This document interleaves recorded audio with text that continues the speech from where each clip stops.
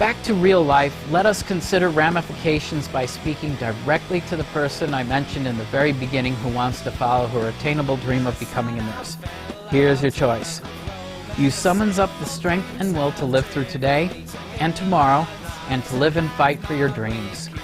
After however many years of school, you become a graveyard shift nurse, and some night you're the only competent person on the entire floor of the hospital.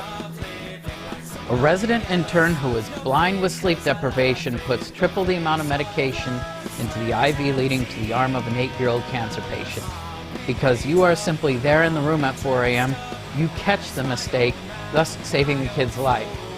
Now that 8-year-old will look up from his bed and not understand why some nurse is spazzing out at the doctor. But that kid's going to live to go home and grow up, not even knowing that you saved his life. Your head nurse is going to say something like, "Good catch, nice save." You're going to say, "Just doing my job. Where's my raise?" Or, because you're not there, because you offed yourself some years ago, that kid's going to die.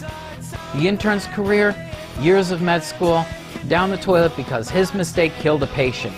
Maybe he'll kill himself too. Maybe he'll, the kid's parents, devastated. They'll probably not be able to function for the rest of their lives. So's his 5-year-old little brother. That 5-year-old no longer has his big brother to explain shit in the world to him. He's basically orphaned because his parents are too out there to do anything. So that 5-year-old grows up to become a junkie and dies of hepatitis from a dirty heroin needle in some abandoned flophouse in Seattle, all because you decided you could not bear it any further. I cannot make the choice for you, but personally, I would go with the first scenario. Another consideration is that the best revenge is living well. Remember, registered nurses make bank.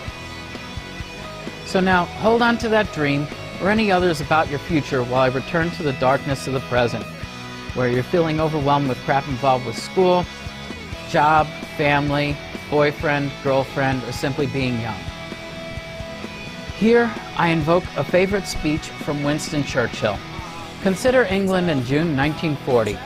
Almost all of Europe, from Spain to Russia, from Norway to North Africa, completely, decisively overrun by the Nazis. England was completely alone, as the United States was not going to enter World War II for another 18 months.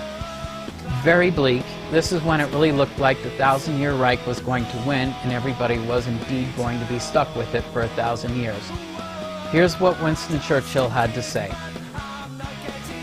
If necessary, for years, if necessary, alone, we shall go on to the end. We shall fight in the seas and on the oceans. We shall fight in the beaches. We shall fight on the landing grounds. We shall fight in the fields. We shall fight in the streets. We shall fight in the hills. We shall never surrender. I mean, British stoicism at its best. Now, fighting in your sense is probably not a physical issue. Every situation is different, but if I were being physically attacked, I would probably do whatever I must regardless of the price. Do understand, however, that because our country and perhaps your own school are ruled over by those who call good evil and who call evil good. Understand that you, the one defending yourself, could get into trouble for doing so. Perhaps even the kind requiring services of a skilled lawyer. Either way, you make this decision at your own risk. However, the warfare being waged against you likely calls for a more subtle approach. Remember, fighting and warfare is not always physical. The Asian martial arts, in particular, have a strong spiritual component, and these philosophies consider the ideal victory to be one which you win over your opponent without ever firing a single shot or executing a single move. If you lose a physical fight to the point of being killed, that's not suicide, that's self-defense on your part, and homicide, homicide or murder on part of the culprit. The true ideal win for a douchebag is where they so demoralize you that you off yourself. Not a single tripping in the hallway, not a single push, not a single punch. They simply fuck with you so badly that you self-destruct through suicide. Please, pretty please, lots of sugar on top. Deny them that win. How, you ask? Let's start off easy. Deny the shit dealers entry into your mind. Assign the proper value to anything that they say. 0. They're shit dealers. What is the value we assign to shit? Flushing shit down the toilet should give you a clue. I don't want to say ignore them because a spaz like myself has a hard time doing that when somebody gets into my head. But seriously, give these people the heedful respect they deserve. None. Septic tanks and sewers are full of shit, and so are schools. Schools are a majorly toxic environment. They do more to destroy kids than anything else I can think of.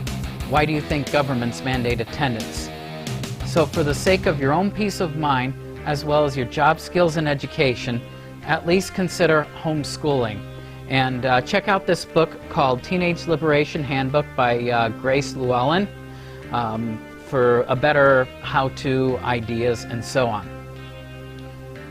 Throw out your TV set.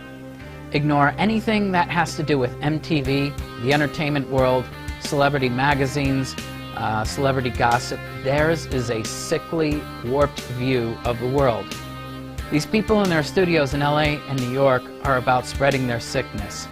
Close off that disease vector, toss the TV, or see if you can get a few bucks selling it to someone. Captain Obvious reminds me to say, toss the drugs and drink. I don't mean to insult your intelligence, but drugs and suicide complement each other often enough to the point I cannot leave that out.